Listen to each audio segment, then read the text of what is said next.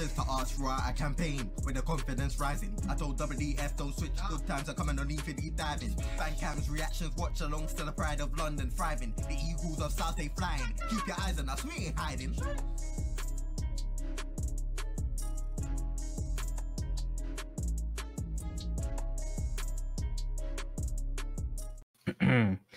Yes, guys, welcome back to Eagle-Eyed Football. This is TACT Eagle for our game against Fulham at Craven Cottage. We are recording this straight after the live stream for the preview review.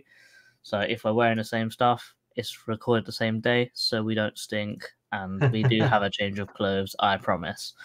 As always, I am joined here with Mr. Statman Dan. How's it going? Yeah, all good. We had a good stream just now. I'm still excited about our performance last night. I'm looking forward to Saturday. How are you? Are you going, or are you going to watch it on TV? It's my mate's birthday that day, so I'll be watching it on my phone around his house. So cool. But yeah, I think it'll be rude not to say at least something about the game against Newcastle. Just how much confidence has that result given you going into this game? Oh, massively. Making it 4 in a row. I mean, the fact that the Newcastle game, we only had 3 days rest. They'd had 10. They were on a very good run of form.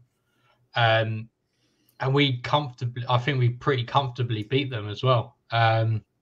Just kind of show, and obviously they're a team pushing for a European place. So if we're able to get against a team in the European place, what does that mean against a team who arguably is probably on the beach? Well, it depends if that beach is in Europe. Well, but it's not, which is good. But it's the performance that is one thing, but then it's the manager, which is another thing, saying we won 3 in a row, why can't we make it 4? Like, that just must instill so much confidence in our players, right? Oh, yeah, absolutely. And I mean, he definitely comes, I mean, it's the same how he comes across in press conferences and in quotes and that. He obviously sounds like a very positive kind of manager. And he's willing to take the pressure on him, maybe, and take it off the players when needed. And yeah, I mean, obviously we got some very good attacking players like Ebbs and Elise. I'm sure for them, it's a massive breath of fresh air to have a manager who's so positive in terms of going forwards as well. Mm-hmm. I guess without further ado, let's get into the predicted 11.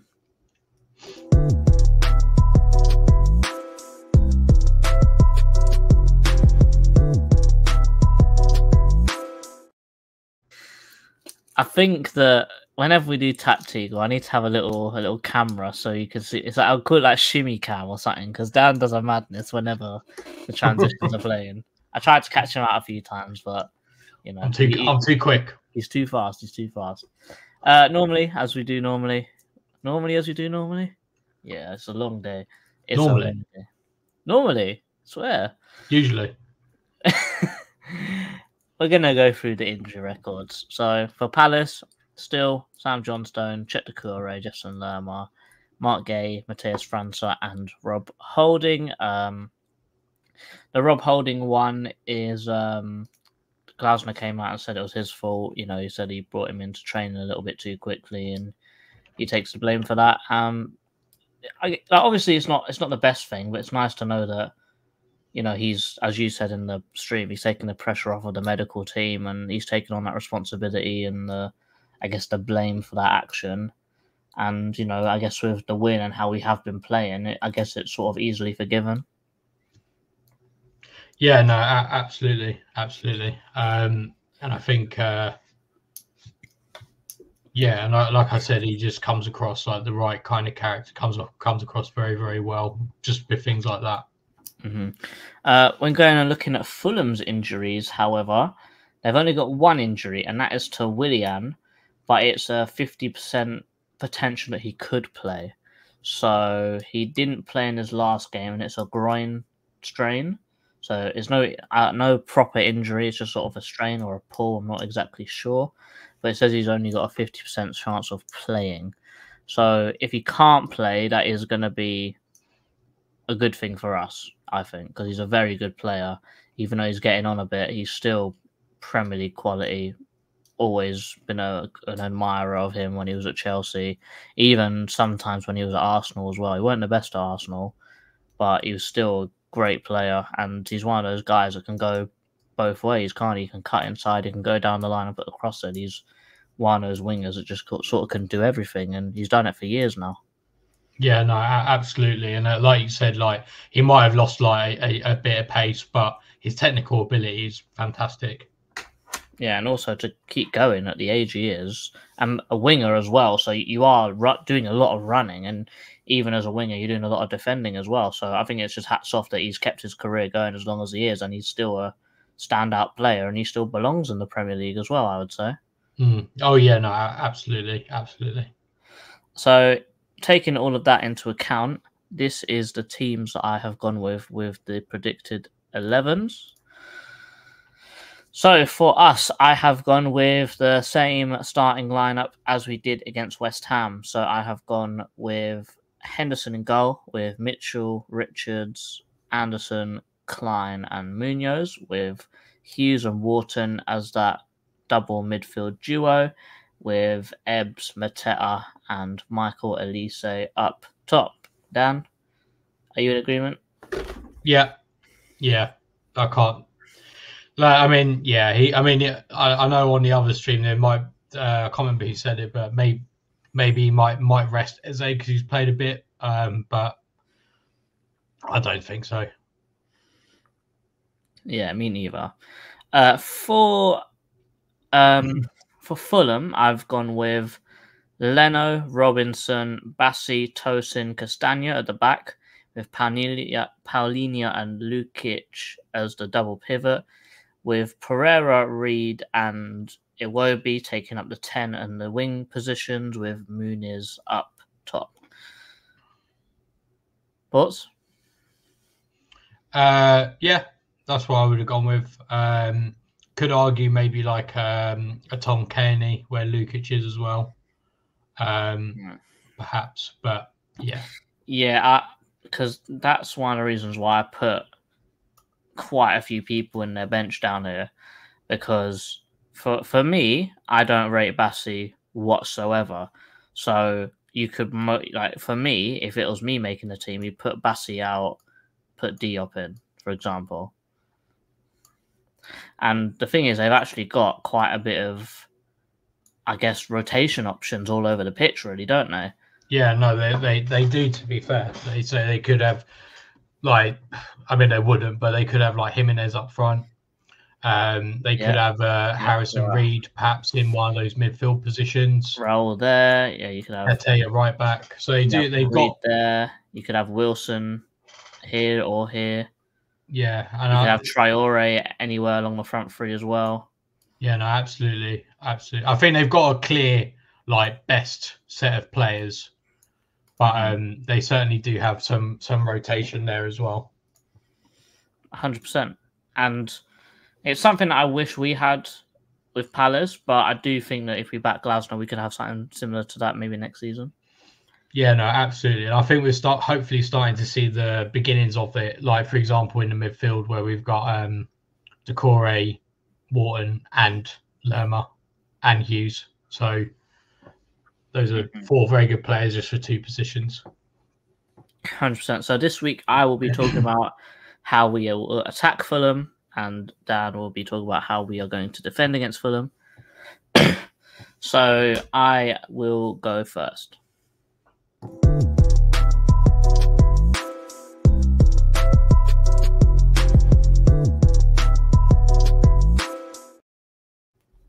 So, some things to get straight off our chest when talking about Fulham is that they are a very inconsistent team. So Dan has said a lot about him being on the beach and this and that. However, they still know how to get a win even though they are on the beach. For example, they got a great win against Spurs and then they still beat West Ham. Granted, we smashed West Ham, but still beating another team in London derby and all that. it's a big event, and still winning there, getting more points, and just securing their safety to a further degree is still something that needs to be talked about, which is something that is good for them. However, they also have a tendency to have a stinker as well. So they got a 3-3 draw against Sheffield United, who are going straight back down, and also they lost pretty badly to Forest 3-1 as well. I think those were in back-to-back games as well. So, I guess not the best look for Fulham straight away. Mm-hmm.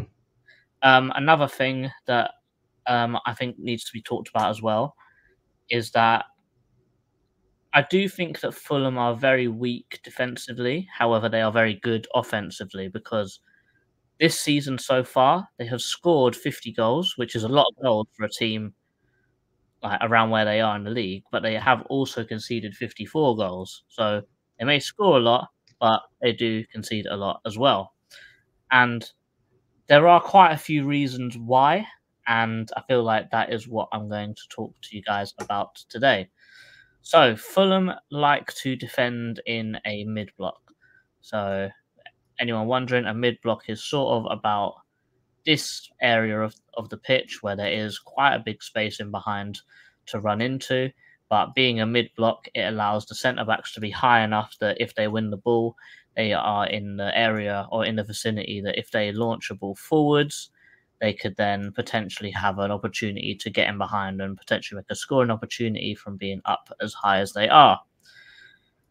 Cool. So let's match up the players to where they should be. Cool. So,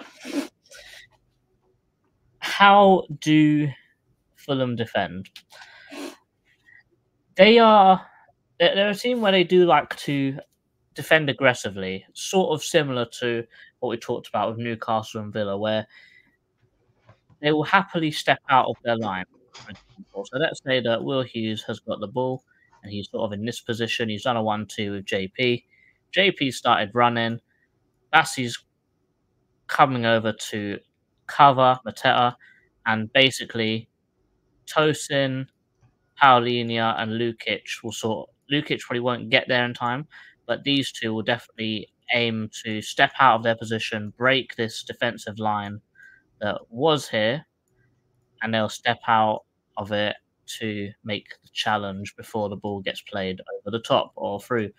So this is a way of them making pressure and allowing, or this is a way of them making pressure, making someone maybe fumble or misplace a pass, really testing the composure of the opposition player to try and win the ball back. But I'm sure that you guys can tell that if you step out of your defensive line, any pass which is picked through that press is potential for the opposite team to create an overload, because you've committed a certain player forwards, which means that the player that they were marking is now unmarked. So how can that be utilized? I think it can be utilized in almost a carbon copy of how Mateta scored his first goal. I've got images to showcase this a little bit better, but I will try and showcase it here on the board for you a little bit. So, how we scored is our front three are very mobile. They will be swapping positions all the time. Doesn't really matter. Wherever they feel like it, they will be there. So, an example here would be, let's say, our front three are in this sort of situation. Paulinho has dropped here, and Mr. Will Hughes, who's been brilliant lately, by the way, has got the ball. Let's say that Mateta makes a nice little check forwards. Hughes passes it to Mateta. As he passes it to Mateta, Tosin, Paulinho, and Bassey all try and converge on that one position to try and stop this ball from coming out. Mateta, one touch, passes it back to Eze. As that pass goes back to Eze, Michael Elise has now been left in lots of free space because Bassi has gone from this position to try and take the ball from JP. Will start the run. Ebbs will lay off a nice pass over the top, and Michael will then be one-on-one with the keeper. That is a very simple and a very real-world example because that's exactly what we did against Newcastle. Eze played the ball into JP. I think Shah and Kraft both got attracted straight to JP. He bopped the ball back to Ayew. The two that was chasing towards JP turned their run towards Ayew. Ayew basically slotted it through the gap that they left. JP spanning behind, shot and scored. So that is one way that I think that we can get at them. And I'm guessing Robinson and Castagna don't provide good cover. So it's funny that you say that because I did say a little bit about it in the stream before, but Castagna and Robinson, both of them are very good wing backs, but not very good fullbacks. And I say this because their defensive numbers, they're okay. They're okay. They're not bad. They're not dreadful, but they're okay. However, when you look at Robinson in particular, his numbers when going forwards are some of the best in that whole Premier League. So that is one thing that we definitely need to be wary of. And I'm sure that Dan's going to talk about his overlaps, his underlaps, and how he can drive with the ball and how we can defend that because he's a class player going forwards. However, let's say he does a madness and skips past Elise here and starts running inside as he does like to do. And then let's say Reed does that. He does that. He does that. And then they're in sort of this situation when they're running in behind or they're trying to press the back line. Let's say, for example, that when another team goes forwards, we have seen it before. I think it happened against Newcastle. I think we had a throw in on in an area down here, and basically what happened is if the throw in was down here, and it was their throw in as well, it wasn't even our throw in. We saw the opposite winger hold that touchline, and the winger closer was holding this touchline as well. So our front three is extremely spread out. However, I think you can clearly see what's happening here.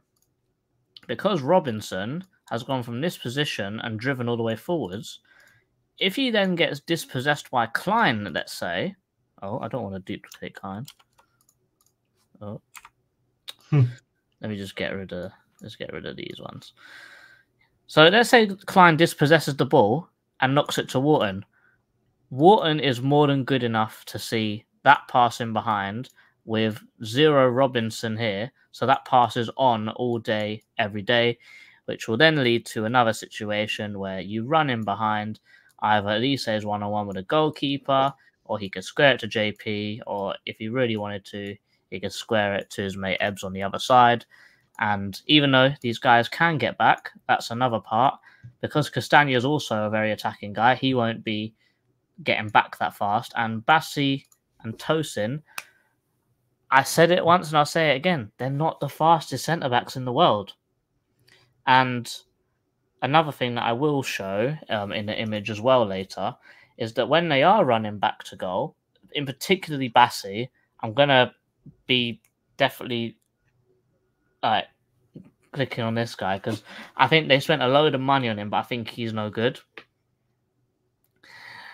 I say that because he's running back towards his goal, and if the striker is in shooting range, he will not slide to try and block the shot. He will just let the shot happen and just run with the player. Which for a centre-back, and you're running towards your own goal, that's not the right thing to do. You need to try and slide in front of that shot to try and block it. But he will just let the shot happen and just run next to the player. So, we've spoken about that. And then they like to play out from the back. And I feel like with our pressing, which is sort of another way of attack. Granted, it's definitely a way of defending, but it sort of comes into our attack as well, because as Chairman said in the last stream, if we win the ball up high, we've got less work to do to get the ball progressed through the pitch. And that's what we have been doing. I think that's one of Glasner's philosophies a little bit. So let's move everyone back a little bit. So the reason why I talk about pressing is because they really, really, really struggle from playing out from the back. And Marco Silva is one that does like to play out from the back. The reason why they struggle is very, very simple, in my opinion. Leno is not the best kicker of the ball, and I feel like that's why Arsenal got rid of him for Ramsdale and Raya. So that means that they will kick it to their next centre-back. And Tosin and Bassi, none of them are very good at passing as well. So to then keep trying to play out from the back, someone who is good at passing, such as Paulinho, he will always make himself available for an easy pass where he can turn and do something like what Decore used to do, where he turn and pick a ball over there for someone like Reed to run onto, let's say. But a very, very simple way that other teams have been nullifying Paulinho is, it sounds stupid, by following him around. By man-marking Paulinho, you stop them from being able to play through the lines, to be able to pass it to him, he turns and play on. Because if there's someone standing right behind him, he can't turn. He's got to pass it straight back. So then, let's say that he does pass it straight back. What happens? Oh, he's got Bassi here. You know, he could pass it that way. Or he could pass it out to the wing-backs. No, he cannot pass to the wing-backs, because both of the wing-backs are standing about here. So they are left as a two at the back, potentially against Eze, Mateta and Elise. They're going to be passing between these three guys who are going to be pressing very aggressively, and they make a lot of errors because of that. They're left as a two at the back, really, because no one's going to make themselves available. The easy route for other teams to defend against this is just marking Paulinho. Obviously, if they're struggling, the fullbacks will start running back. But, you know, if the strikers pounce too quick, they're still going to be in no man's land to try and do anything from this area. And because of this, they are the top team in the Premier League for errors leading to a shot and errors leading towards goals. I didn't know that. So because of this, they have got 7 errors which lead towards a shot in the Premier League, and also errors like a misplaced pass, or, you know, they tried to head it back to the keeper and it didn't make it, for example. They've had 6 times where they've made an error which led to a goal within 2 passes, or not even a pass of the ball. So they're making a lot of mistakes at the back. And also they are joint 3rd in the Premier League for committing penalties as well. They are joint 3rd with Brighton and Bournemouth. Losing 4-0. Well, hey. And Bournemouth. 6 penalties conceded, 6 penalties converted against them. So when it does get to crunch time, even though they don't, as I said, Bassi, he doesn't commit himself, he won't slide in front of the ball to stop the shot from going in, they might just take him out just for the bants. They've done it before. So not much experience at the back, let's say. Really, there's a lot of ways to defeat him, and I feel like I've touched on the 2 main ones today. But another thing to say, I like this stat when I look it up, because I think if a team concedes more than, I guess, 1.2, 1.3 goals per game, it's quite bad. They concede 1.6 goals per game, which really it's not as bad as what West Ham had, because I think West Ham had 1.8, but it's still not good. No. And under Glasner, for example, for us, we are in a +5, I believe. For Glasner, yeah, I think so. Or +1 or something. +4, sorry. There's some cats beefing outside, so you can hear that. Can you hear that? Yeah, I heard that. I wonder why it sounded like a baby. No, it's a cat. They're beefing, so that is cool. Let me get some images for you guys. To just... Oh, what happened? Photoshop, please. Okay. Photoshop is photoshopping at the moment. Photoshop. Bear with. Here we go.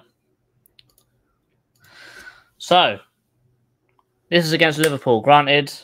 Actually, no, not granted. We beat Liverpool. So, this is Liverpool. We can see here. So, we see here Bassi. We see here Castagna. Yeah, who's a fullback, and he's higher than the Liverpool winger who is standing right here.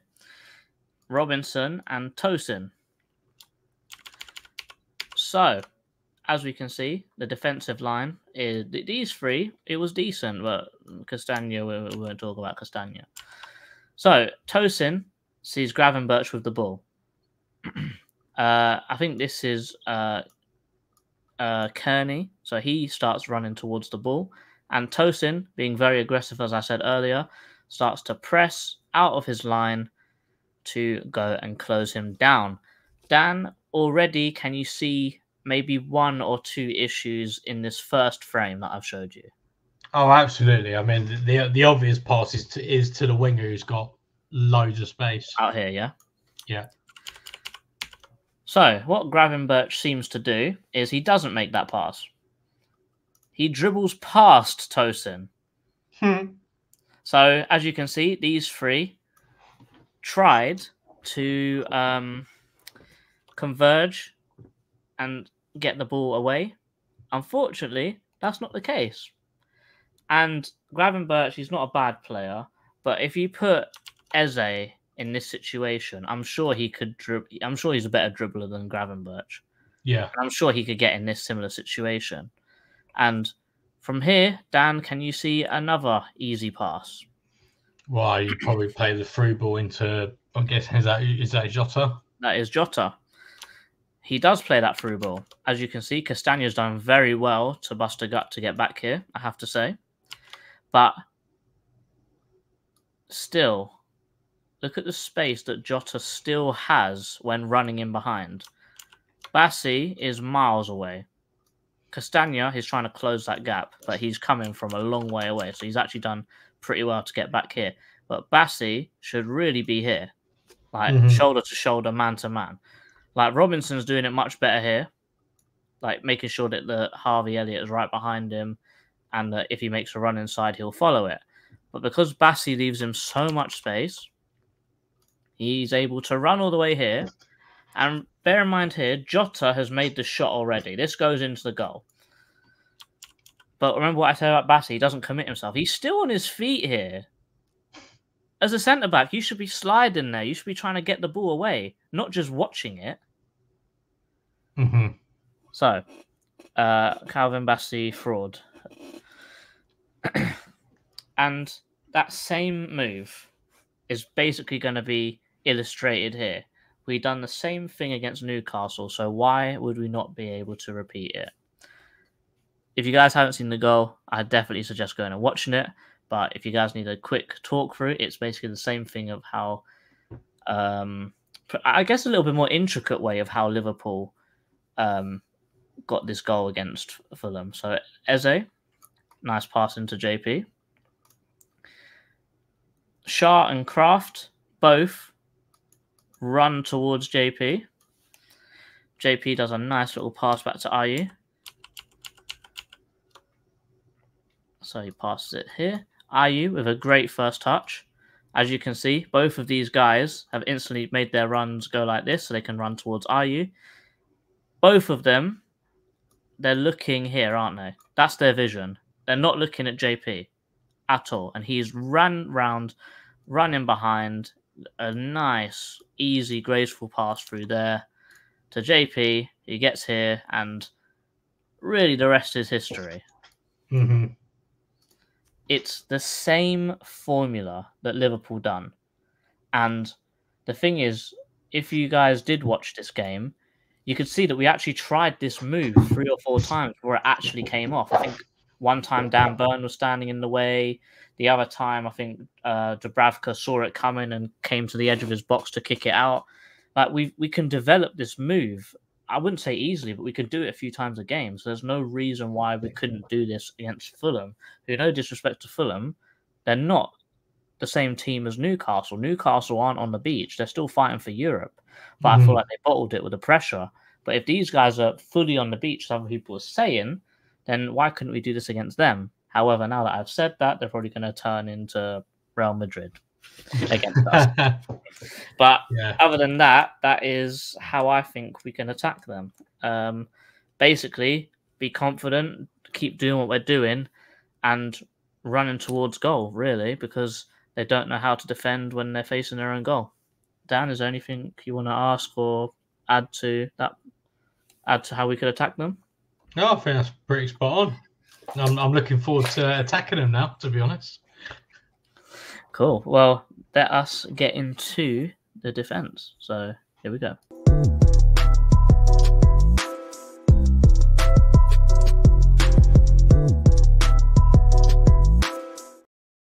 Right. So let's roll out some Fulham attacking stats first.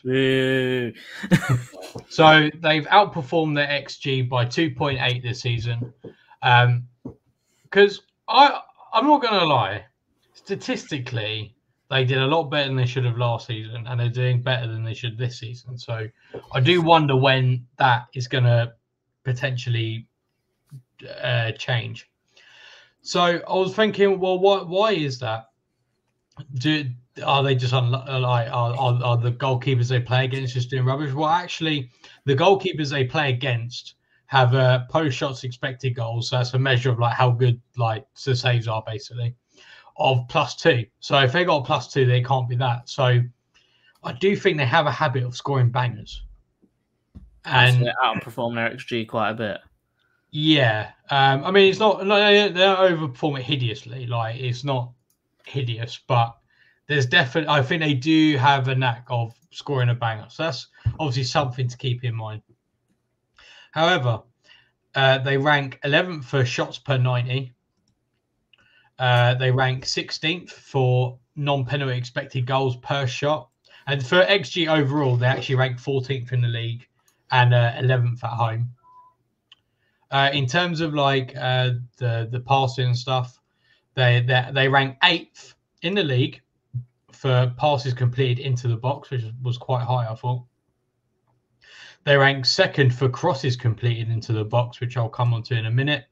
And they rank 4th for crosses attempted as well.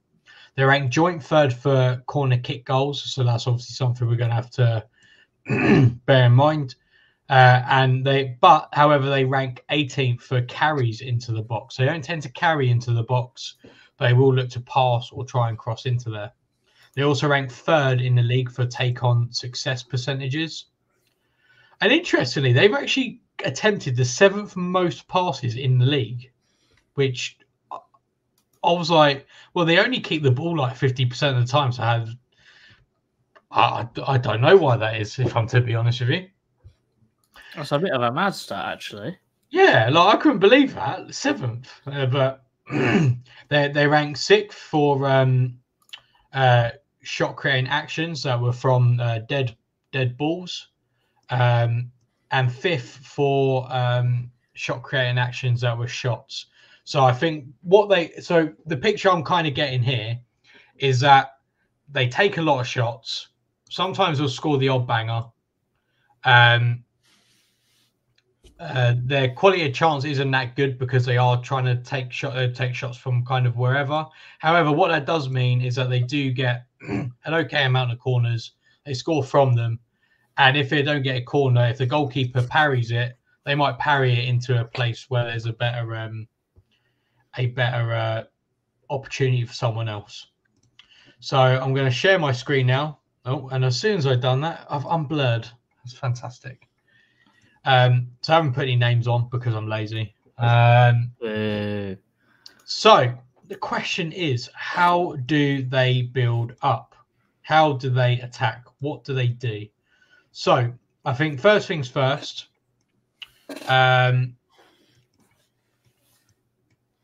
Let's put our players just here. Let's say. So what do they do? So so JC's already alluded to some of this already, but let's start from when they have a goal kick. So I completely agree. I think Leno isn't that good on the ball, and I think he's very much an old school keeper in that sense. Like, he's a very good shot stopper, but he I don't think he's that good like on the ball. And also, yeah, their fullbacks like to push quite high. And generally, if a player is going to make them, so if one midfielder is going to make themselves available, it is going to be Paulinho. So I'll just add his name. Oh, if I can spell his name right. That will be the player there. Now, what I do notice they like to do, and I think they do this on purpose, actually. Whereas like other teams hate or don't like being cornered to the side, which is generally what like other players do, other teams do. They try and force, when they defend, they try and force the team to go wide to try and use the touchline as an extra player. I actually think Fulham kind of like it, to be honest, and I'm going to show you why in a sec. So let's put Bassi there, and then let's say the winger is Iwobi. Whoops. So generally what I noticed, and I noticed this when they play, because I watched a game back against Newcastle. Let's say that Tosin's been passed the ball. I don't know, Palini's dropped. It looked kind of like this, and they're getting pressed. So this would be like a typical kind of like pressing formation, I guess. You can have high up and like this. But what they do is that their Iwobi would generally sit himself on the where the area around the wing back or the fullback or whoever. So then they're occupied. Now, as soon as Castagna receives that ball, whether there's a player there or not, whether he's being like covered like this, he'll try and make this pass down the line as quickly as possible, so that Iwobi wins that ball. And then Iwobi, I actually was quite impressed when I watched Iwobi back, actually, to be honest. Iwobi's able to pick the ball up there, and at that point, perhaps Pereira's drifted inside to make an option. And we'll see it in a bit, but generally, well, the game I watched, it was Kearney. Kearney pushes up, so it's more like a 4-1-4-1 kind of situation. That's not going to be Willian, so I'll just put Reed there. And then he's able to pick out Paulinho and so on and so forth. And then effectively, you know, you've taken out that press already just because they've gone down the wing. And they seem happy to do this. Like, pretty much every time I saw them do this, they didn't mess it up. So I think they're happy to do this.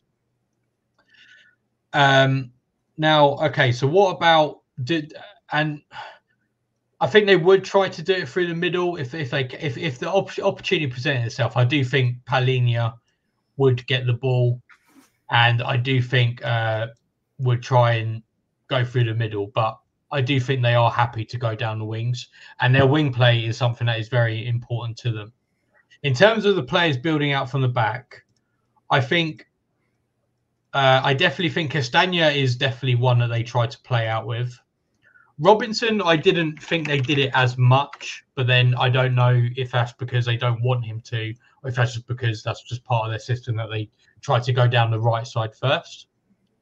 I do think Bassi is better in passing than Tosin is.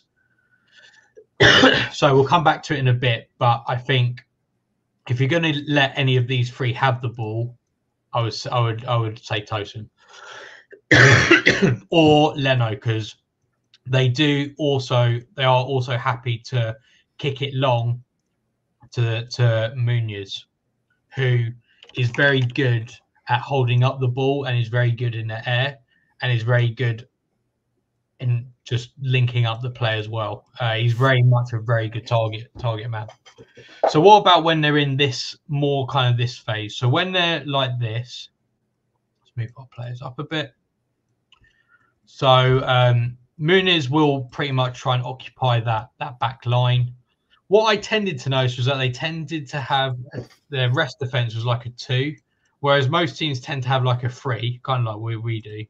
And then like someone dropping, they tend to have more like a 2. Now, this does take several forms. Like, it's not a rigid system. Like, sometimes Robinson might move inside a little bit. Again, it depends what side of the one as well. Like, let's say Bassey's got the ball, it might be slightly different. Castagna might move inside as well. So sometimes that happens. So then you've got like a 2, 3, 4, 1 kind of structure at this point. But again, it depends. Or sometimes it's literally like a narrow kind of 2, 3, 4, 1. Or sometimes it's like quite a wide 2, 3, 4, 1. And then also like Pereira is sometimes happy to drop. Or obviously Kearney can sometimes drop. And then Paulinho can kind of make this into a 3 as well. They do have some rotations here as well. And equally, like the players themselves are sometimes happy to rotate as well. So I don't know, maybe like Iwobi might drop a little bit, and then Castagna when they're in possession, or like, well, I did see like when I was watching it, Willian and Robinson and so on. Okay, so again, really what I think they're trying to do is they're trying to manipulate the wings, and it'll make sense what I mean in a minute. I don't think they really tend to play through the middle as much. I think they're very much a wing kind of team. So what do? Well, so the 2 wings it's actually quite asymmetrical. So what I mean by that is that one side is different to the other, basically. So let's start with their left-hand side, so our defensive right. Now, the reason for this is because I think when they get into like the final third, I think they try to start on their left-hand side, and it will make sense why in a second. So let's say Kearney's there. So what the role of Pereira or Kearney is to try and aid these overloads over here. So let's say you have here. Additionally to this, it's on this left-hand side, they do give a bit more license to Bassey to try and move into that area as well. And then maybe and also if it's on that side, Castagna will tuck in just to provide a little bit just cover. Do their fullbacks invert that much, or not really? It seems to depend, to be honest. Sometimes they do, sometimes they don't. But what you will see is that they do overlap a lot when they're on that attacking side. So if they are attacking down the left, let's say, again, this was when William was playing. So if it's here and William was on the ball, Robinson would always be making this run here. But they try to occupy your players here to do that. And I think the reason why they do that is mainly, to be honest, and again, I think this is where William's going to be a really big miss for them, is that they'll try and pass it from here. So what they'll try to do is, like, say Reed will have, I don't know, or William will have the ball. Robinson will make that run to then try and draw that defender away, just so it gives William, just so it gave William that little bit more room. And when you have that little bit more room, it just means I think he can pick out a pass just that little bit better. Mm-hmm. And obviously, William's a very good technical player as well. So he's able to do that. So I don't know how Reed's going to really fit into this. But that's what they'll try and do. And then the thing with this as well is that obviously if we've got, like, if we're trying to defend this, like this is generally our defensive shape, let's say. You know, if they got 4 players over here to try and create that overload, then we're going to try and get 4 players over here as well. So I don't know, that's going to pull people out. So I don't know if maybe Nathaniel Klein will move out, and then no, we're just going to kind of sit in this position. But what that basically means is that our players are being dragged over. And then what that then means is that, let's say Robinson's got the ball there, the switch is on for Iwobi. So whether that's via, Ken, like whether it's a straight switch or is a pass and then another pass, obviously that changes depending on the situation. But when you have it out here, then what I think they like to do as well is try to have Iwobi with a one-on-one versus a defender. Because I have to say, I know Iwobi got a lot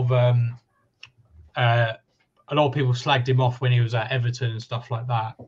But of the games I watched, he won pretty much every 1v1 he had. Like he won't move inside. That's not like he's not going to cut inside like Elise does. Well, again, it depends what wing he's on, but he was on the right wing when I saw. He'll try and basically what he'll do is he'll touch it past the defender and then again try to cross it in. So again, we're seeing that theme of trying to cross the ball in, and that's generally what would happen.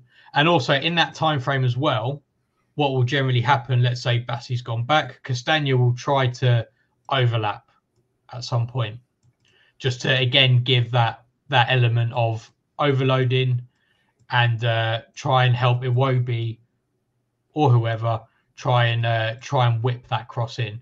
And again, like I said earlier, Muniz is a very, very good player to have in the box, and is a very good player who's able to hold up the ball, and also he wins a lot of. He seemed to win a lot of. It weren't necessarily aerial duels, but because he wasn't actually like trying to win a header against someone. Whenever holding up the ball, basically. Yeah, but like as in like he was able to like chest the ball and stuff like do you know what I mean? Like it's that kind of thing. So yeah, but yeah, no, he's very good at holding up the ball, definitely. And I mean that's generally what they try to do. So just to summarize that, they'll try to work on the wing. If they're playing out, they'll try to work on the wing, and they're happy to do that. So how do we counter that? So I'll go through each bit and I'll talk about how we counter that. So how do we counter that? Well, I kind of alluded to before, and it kind of goes back to what JC was saying. So I think if we press them, I think we can win the ball quite not comfortably, but I think we can win that ball pretty easily. Like the thing is, I think they do like to leave, say, Iwobi over here to try and draw our defender out. But I think if we're smart about it, perhaps Chris Richards could be the one that watches Iwobi, and then Mitchell's here, so that when they do inevitably or potentially pass to Castagna, Mitchell in that time it gets to him is able to just press, and then we can go in numbers. So let's say, I don't know, let's do it properly. So let's say it's kind of like this. Yeah, Munoz will push up, I think, and yeah, I agree as well. I think putting a player onto Palhinha would be a good idea. So let's chuck this player here. Let's say they've taken the goal kick here. Pass it to Tosin. Mateo will do that thing where he blocks off the passing lane to Bassey. I think what we'll do then is that we'll then put two players on the midfield, or potentially even one will drop to cover Pereira, or somewhere in between the two, so that if they do pass to Palhinha, then at least we've got players on them. And I think we'll just position ourselves in clever positions. So then let's say pass to Castagna. Okay, in that time, got two players who are able to run onto him. Let's say this is Hughes and it's dropped a little bit, or Wharton. As soon as Tosin plays that pass to Palhinha, again, two players able to be on them. Obviously, they could pop the ball out here, but then you've got our Tyron Mitchell to then cover. So I think as long as we position ourselves in those clever positions, we can win that. JC's given the stats for how many errors they create, so yeah, they're not that great at it. So that's what I would do, and I'll try and let Tosin have that ball. Do you think they're quite a good team to maybe break away against as well, because they do commit quite a lot forwards when they with their fullbacks, and even Paulinho, because of his passing ability, he has to step up as well. So it does leave him a little bit vulnerable at the back. Oh yeah, definitely. I mean, like you saw the structures that I had there. I mean, 2 at the back on a rest defense is not the best cover in the world, especially when your centre backs are not that quick. Well, the thing is that Liverpool do it, and they've probably got two of the best centre backs in the league, and they still struggle. Well, yeah, exactly. Then the thing is, like, they're with Liverpool as well. Like their whole thing is like the counter press, and like getting that timed right is absolutely essential for them. So that's what I would say. Yeah. So in terms of defending like their wing play, I mean, I'm going to admit I think we're quite vulnerable to crosses into the box, especially from deep. Now, for us, hopefully that means Willian isn't playing, because then I think that kind of messes their game plan up a little bit. But certainly, I think we just got to be clever with our block. Do you know what I mean? I think, like, let's say we do have this situation over here where, I don't know, Robinson's then overlapped. We just got to be clever, because I know they do like to exploit these half spaces as well sometimes. So, like, I don't know, let's say Kenny's come over here. You know, they might make that run in between there. We just got to be clever and just make sure we kind of block those runs. And I think as long as we make sure that we have enough players in the right areas. So let's say Bassi does move up. I don't know, maybe we're in a position where, you know, if Elise just position cleverly, then that's going to be good. Because in this position, all they can do, for example, would be to pass to Kearney, 2 players on them, pass to Bassi. Okay, then Bassi's got to run back, and then they've got to restart. So I think, and I'm not being funny, to be honest. I don't know if that was a good pun or not. What did I say? If they're positioned cleverly. Oh, I don't get it. Oh, come on, Dan. What, like Tom cleverly? Yeah. Okay. But yeah, I think. No, it's no. I've messed up there. What? For some reason, I thought he played in their midfield, but he's a Watford manager now. Oh no, yeah, he's long gone, man. He's long gone. My bad, y'all. But yeah, and I think as well, I think that battle between Muniz, I think Anderson really ideally.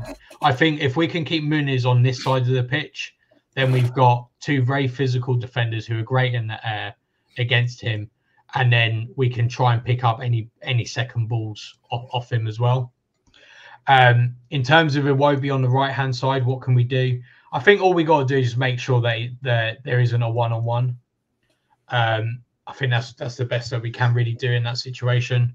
Perhaps it is a case of, I don't know, maybe we think proactively and we do just leave Eze like that little bit further, like over here. So then Castagna is always in that mind of, like, he can't feel like he can commit too much, because then Eze's away. So that could be something we could do a bit more proactively. But that's pretty much all I have to say about Fulham. Cool.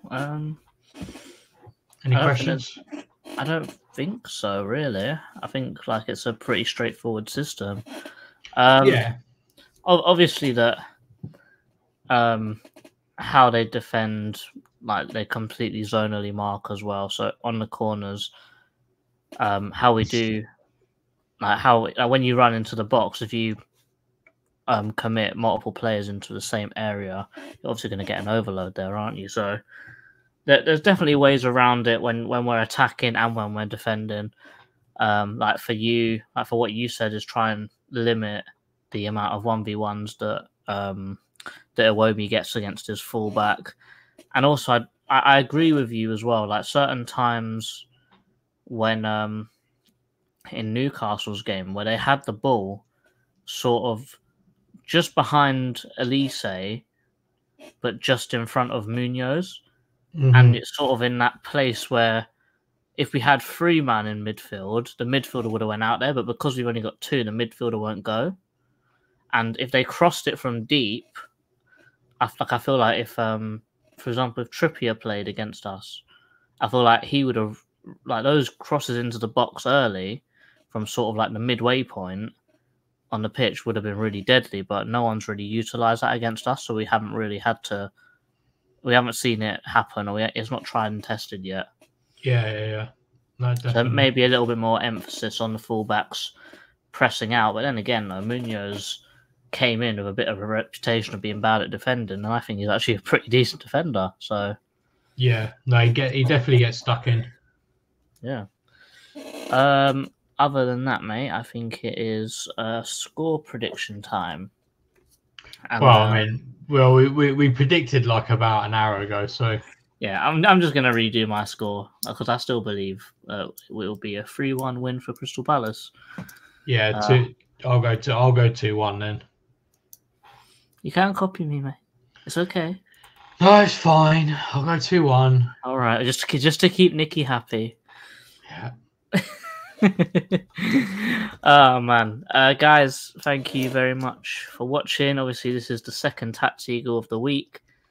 This will be the last time there'll be 2 TACT Eagles a week, because from now to the end of the season, there is only 1 game a week, no more midweeks.